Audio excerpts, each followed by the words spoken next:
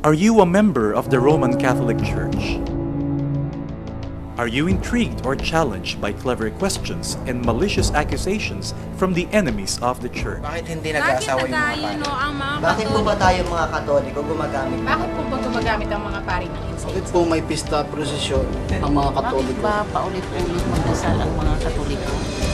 All your questions will now be answered and all your doubts cleared. Featuring the two prominent Roman Catholic apologists of the Philippines, Attorney Marwil Liasos of the Order of Preachers and Reverend Father Abe P. Arganiosa, in a dynamic tandem to explain and defend the faith and to guide us all to know the truth.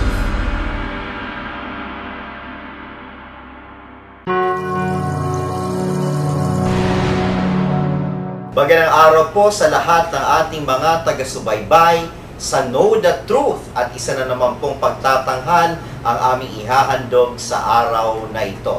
Sa ngalan po ni Father Abe Arganiosa, ako po si Attorney Marwil Liasos OP. At makakasama po natin sa pagtatanghal na ito ang ating kapatid na si Dwayne Cartojano na siya pong miyembro ng Apologet Ministry ng Rojas City. Magandang araw, kapatid na Dwayne. Magandang araw din, kapatid na Marwil Liasos, at magandang araw din po sa ating mga kapatid. Sumainyo na po ang pagpapala ng Panginoong Diyos. Batiin naman po natin ang ating mga tagapanood sa wikang Ilonggo sapagkat marami po tayong tagapanood dyan sa Western Visayas region. Maayong aga sa inyo tanan, mga kauturan ng mundira na nagapalamati sa atong programa Know the Truth. Gabay pang pagpapamaayos ang Ginoo manginyara sa inyo, kaupod sa inyong mga mahal sa kabuhi. Daghang salamat sa pagtambong mo diri sa studio. Sa lahat po ng mga nanonood sa ngayon, kami po ay mapalad sapagkat kami po ay sinamahan ng mga miyembro ng Catholic Faith Defenders at mga bisita. Narito po sila ngayon sa studio.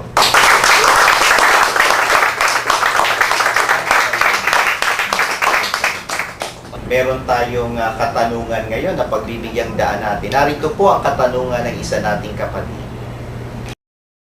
Itatanong ko lang po kung si Felix Manalo po yung katuparan ng hula ng Isaiah 46:11 at 43:5.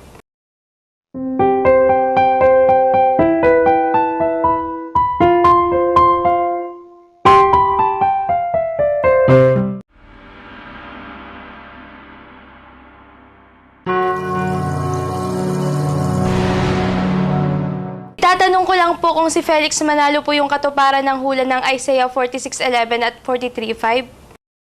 Napanood natin yung tanong, Brother Dwayne, talagang tungkol ito di umano na si Felix Manalo, yung ikinatuparan ng hula sa Isaías 46:11 at 43:5 na siya daw di umano ang ibong mandaragit na natupad naman dahil ang Pilipinas daw ay ang Far East ayon sa Biblia.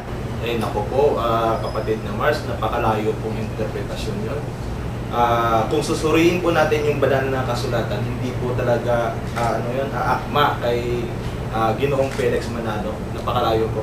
At yan ang ating pag-uusapan sa araw na ito, no, Brother Dwayne. Una sa lahat, gusto nating ipabatid sa ating mga tagapanood na isa sa mga pangunahing aral ng Iglesia ni Cristo ay yan nga, si Felix di umano ang sugo ng Diyos sa mga huling araw. At ang ginagamit nila dyan ay ang binabanggit dito sa aklat ng Apokalipsis 7:2 na ang sabi, "At nakita ko ang ibang anghel na umaakyat mula sa sikatan ng araw na taglay ang tatak ng Diyos na buhay. At siya'y sumigaw ng tinig na malakas sa apat na anghel na pinagkaloobang maipahamak ang lupa at ang dagat." Ayon kapatid na Dwayne sa ating mga kaibayo sa Iglesia ni Cristo, yung anghel daw na binabanggit sa 7:2 ng Apokalipsis ay walang iba kundi si Ginoong Felix Manalo. At sapagkat nabasa rin dito na yung anghel na yan ay galing sa sikatan ng araw, ang sikatan ng araw di umano ay yung Far East. At ikakabit nila yung 46:11 ng Isaías at ang 43:5 ng Isaías na siya di umanong nagsasabi Far East. At iyan ay ilalapat nila sa Pilipinas gamit ang mga referensya na nagsasabing ang Pilipinas ay ang Far East. Nako, ang layo po niyan. Yung sa Apocalypse 7:2 po, alam po nating lahat na yung New Testament o ang Bagong Tipan ay naisalin po yan mula sa Griego.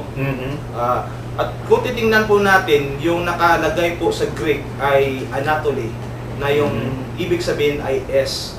Yung far po sana, kung meron po talagang far sa original na Greek text, sana meron po tayong mababasang makroten. Yun pong, so lalabas sana makroten Anatoly. So wala po yun doon sa Greek text yung sinasabi ng far is. Dagdag na lang po yun. Hindi po yun nakabatay sa original na salin ng mula doon sa Greek. Napakalinaw po sa Bagong Tipan, sa Apocalypse 7:2 na binasa, wala din pong binabanggit na Far East doon. Kaya nga, hinahanapan nila ngayon ng teksto na may nagbabanggit na Far East. Tatalon sila doon naman sa Lumang Tipan, kapatid na doon. Ano nga uli yung mga pangunahing talata na kanilang binabanggit upang patunayan na merong Far East sa Biblia? Yung ginagamit nilang batayan na di umano daw ay referensya kay Felix Manalo, yung Far East, sabi nila, yun daw yung meron daw nakasulat doon na Far East. Kaya ikakabit nila doon sa sa Pilipinas. So kung titingnan po natin, baka sabihin po ng Iglesia ni Cristo, hindi tayo marunong ng Hebrew, no? So kung babasahin po natin sa original text ng Hebrew, ganito pong ating mababasa. Altera, Keetha, Mimisrap, Abe, Sarika, Omimaarab, Akabchika. Yun pong nakasulat dito ay Misra. Yun pong Misra, yung katumbas po sa wikang English ay S. Yung kung may nakalagay na Far East, yung Far po ay Rahok. Wala pong nakalagay na Rahok dito. Kaya yung isang ministro na Iglesia ni Cristo na nakipagdebate doon sa kapatid natin sa Cebu, Na si Ginoong Jose Veneracion. Tama po yung nakalagay sa sa screen na Hebrew text, ginamit niya pa yung Aleph Codes eh. Pero yung translation na nilagay ng Far East, yun ang mali. Yun po ay tahasang pandarayan. Alam mo kapatid, kung meron mang wasto o tumpak na pagsasalin sa wikang Ingles ng talatang yan mula sa Hebrew, ang mga mas otorisado, mas may malawak na kaalaman ay yung mga Hudyo mismo. At susuriin po natin mga kapatid, ito pong isang napakalumang salin po ng banal na kasulatan, the Holy Scriptures according to the Masoretic text. Ito po ay nilimbag ng Jewish Publication Society of America at ang kopya ko po na hawak sa ngayon ay 1917 pa po. At dito po sa 46:11 ng Isaiah, pakinggan po natin ang pagkakasalin mismo ng mga otoridad ng mga Hudyo. Ito po ang sabi, calling a bird of prey from the east, the man of my counsel from a far country. Yea, I have spoken, I will also bring it to pass. I have purposed, I will also do it. Kapatid na Dwayne, wala po tayong nabasa o narinig na Far East. Ang nakasulat po, a far country.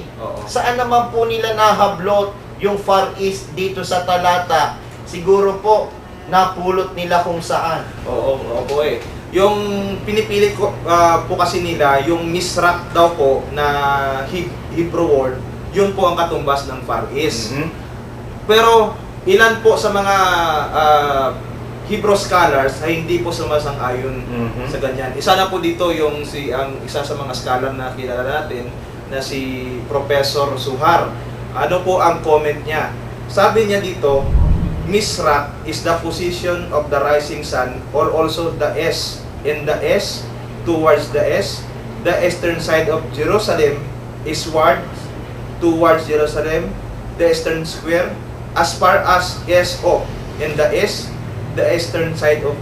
There is no far in the Hebrew as some translations are suggesting. Sa katunayan, maging po yung paboritong translation ng Iglesia ni Cristo, kapatid na Dwayne, sa usaping ito, yung Moffat translation, wala din pong binabanggit na Far East sa 46:11 ng Isaiah. Ito po ang the Moffat translation, the Bible, no? Translated by James Moffat. At tingnan po natin dito sa Isaiah 46:11 kung binabanggit po ang Far East. O kung baga, kung hindi po natin mabasa dito, yun po ay kathang-isip lamang ng mga alagad ni Felix Manalo. Narito po ang ating mababasa sa 46:11 ng Moffat Translation. I carry out what ear I choose, summoning a bird of prey from the east, a man for my purpose from a land afar. I have said it, I will do it, I will carry out my plan. Dito, Brother Wayne, mapupunan natin at napakalino naman ho na walang binabanggit na Far East. Meron po tayong nabasa na from the east, from a land afar. Ang ginawa po siguro nila, pinatunog. Porque may east at land afar, pinagdugtong Far East. Chapsuy ho ang labas. At isa pa po natatandaan po natin yung debating nangyari sa Cebu sa pagitan ni Mr. Jose Veneracion at saka ng kapatid natin si Brother Alvin. Ginamit niya po yung Dead Sea Scrolls, yung English na salin ng Dead Sea Scrolls. At saka kung babasahin po natin dito sa Isaiah 46 verse 11 din, ganito po ang ating mababasa. Calling a bird of prey from the east and from a distant country, a man with his purpose, ended, I have spoken, I will certainly bring it to pass, I plan it. Wala pong nakalagay dito na Far East din. So, hindi po aayon kay Mr. Veneracion yung sinabi niya. Sa madaling sabi, kapatid na Dwayne, ito naman ay isa na namang panlilindang ng mga ministro ng Iglesia ni Cristo para lamang palabasin na merong Far East sa 46:11 ng Isaías at ilalapat yan na yun ang bansang Pilipinas upang mapanindiganan ang kanilang katang-aran na si Felix Manalo ang kinatuparan ng hula sa Biblia. Now, naniniwala po tayo na malayo po talaga yan na matupad kay Ginoong Felix Manalo. Naniniwala po tayo, hindi lang po tayong mga Katoliko, pati po yung mga scholars, na yung tinutukoy pong ibong mandaragit dyan ay si King Cyrus po. Now, titingnan po natin, paano po natin mapapatunayan nga siya ngayon.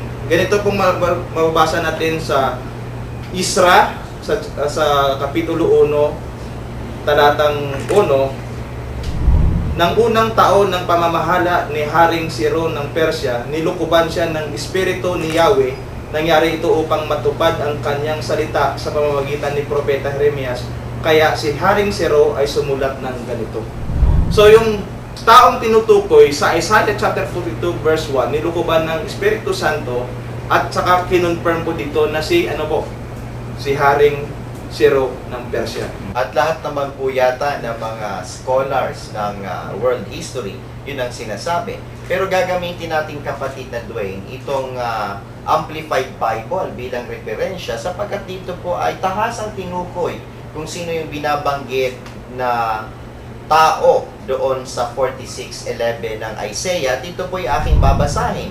Calling a ravenous bird from the east, the man Cyrus, who executes my counsel from a far country. Yes, I have spoken, and I will bring it to pass. I have purposed it, and I will do it. So napakalinaw, mga minamahal, na ito po'y natupad kay King Cyrus ng Persia. Yung ginagawa po ng Iglesia ni Cristo at ni Felix Manalo, yan po ay pagnanakaw o pangangamkam ng salita ng Diyos. At meron pong binabanggit sa banal na kasulatan laban sa gawain ito na kapag ang salita ng Diyos o ang Biblia o ang hula na naririto ay kinamkam ng isang tao na hindi naman nararapat at hindi naman tunay na patungkol sa mga talatang ito, ito po ay pagnanakaw, kapatid na Dwayne. At babasahin po natin yan dito sa Jeremias 23:30 na ganito po ang ating mababasa. Kaya't narito ako'y laban sa mga propeta, sabi ng Panginoon, na ninanakaw ng bawat isa ang aking mga salita sa kanyang kapwa. Kapag ikaw daw gumamit ng talata o ng propesiya at ito po ay ginamit mo patungkol sa iyo na hindi naman para sa iyo, ang sabi po ng Biblia, ito po ay pagnanakaw. dagdag po pa po riyan na kapatid na Mars, yung ginawa po ni Mr. Jose Veneracion doon sa debate na tama naman po yung nakalagay sa screen na Hebrew text pero nilagyan niya ng Far East na hindi naman talaga yun ang kahulugan. Ano po ang masasabi ng Biblia tungkol dyan? Kasi dinagdagan nga eh. Ganito po mabasa natin sa Kawikaan sa Kapitulo 30 at ang talata ay 6. Huwag mong daragdagan ang kanyang salita, pagkat pagsasabihan kanya na isang sinungaling. Biblia po ang tumukoy na isang kasinungalingan ang ginawa nitong ministrong ito ng Iglesia ni Cristo. Pero kapatid na Dwayne, para po sa mga neutral na nanonood, baka sabihin nila, hindi nyo binabanggit, meron naman silang ibang talatang pinagbabatayan At yan ay ang 43:5, no? Yung Kapitulo 43, versikulo 5 ng Isaías. At ang ihaharap nila sa inyo mga minamahal ay isang sali ng Moffat, no? Yung Moffat translation. At ito po, babasahin nila, sasabihin nila, tumpak na basa. Ito po ang sabi, from the far east will I bring your offspring, and from the far west I will gather you. Dito po sila sumasalig, mga minamahal, sa translation na ito ng Moffat. May nabasa, kapatid na Dwayne, na Far East. Ano ngayon ang masasabi ko sa kanilang pangangatwiran na yan? Si Mr. Jose Veneracion po, nag-aral po yan ng Hebrew, sabi nila. Pero natitiis niya ba na hindi sundin yung nasa original text? Kasi hindi po aayon yung mga nag-aral po ng Hebrew, yung mga scholars, na meron talagang far doon sa Isaiah 43 verse 5. Dagdag na lang po yun. Hindi po sumasang-ayon yun sa original na text ng Hebrew, yung Moffat's translation. Para po panigundahanan yung sinabi ni kapatid na Dwayne, kung meron man pong mga otorisado o mga otoridad tungkol po sa tumpak na salin ng Hebrew sa wikang English, yun din po yung mga Hudyo. At babasahin po muli natin, mga kapatid, ito pong Tanakh, yung the Holy Scriptures according to the Masoretic text, na ito po ay nilimbag ng Jewish Publication Society of America noong 1917. Ito po ang binabanggit ng mga otoridad ng mga Hudyo tungkol sa tumpak na salin ng Isaías 43, versikulo 5. Ganito po ang ating mababasa. Fear not, for I am with thee. I will bring thy seed from the east, and gather thee from the west. Wala pong binabanggit na far east. Kaya po yung far, dagdag na lamang ho yun, na wala sa original na lingwahe ng salita ng Diyos sa lumang tipan. At dapat po nating pagkatiwalaan, lalo na yung mga eksperto sa Hebreo, yung mga Hudyo. Kasi sabi po dito ni Apostol Pablo sa Roma 3, ang talata 2, napakarami una sa lahat ang mga Hudyo ang pinagkatiwalaan ng mga pahayag ng Diyos. Lalo na po pagdating sa lumang tipan, mas marunong po sa Hebrew itong mga Hudyo kesa po sa mga Iglesia ni Cristo, lalo na yung kanilang kinikilalang scholar na si Jose Veneracion. Scholar po na charlatan. Yan po ang komento ng ating kapatid na Dwayne. At mga kapatid, sa ating pong pakikinig at panunood ng palatuntunang ito, napakalinaw po na ang pinagbabatayan ng aral ng Iglesia ni Cristo ay isang sapantaha lamang, kung hindi man ay tahasang pagdadagdag sa salita ng Diyos. Kapatid na Dwayne, anong masasabi mo hinggil po sa mga gawain ito ng Iglesia ni Cristo? Abay, Brother Mars, yung masasabi ko po ay yun pong mga nagdadagdag ng hindi naman po nandoon sa talata na nasa sa original text ng Hebrew. Yun pong pagdadagdag ay katumbas po nun ay pagsisinungaling. At alam po natin kung anong tawag po doon sa mga taong sinungaling. Sino po yung ama nila? Walang iba kundi ang kanilang amang Diablo, Yun po ay nakasulat sa Juan 8:44. na ating pong babasahin para sa kabatiran po ng ating mga tagapanood kung sino po talagang nagturo sa Iglesia ni Cristo ng huwad na aral na ito. Ito po ang sabi mismo ng Panginoong Hesukristo sa Juan 8:44. Kayo'y sa inyong amang Diablo at ang mga nais ng inyong ama ang ibig ninyong gawin. Siya isang mamamatay tao buhat pa ng una at hindi nananatili sa katotohanan sapagkat walang katotohanan sa kanya.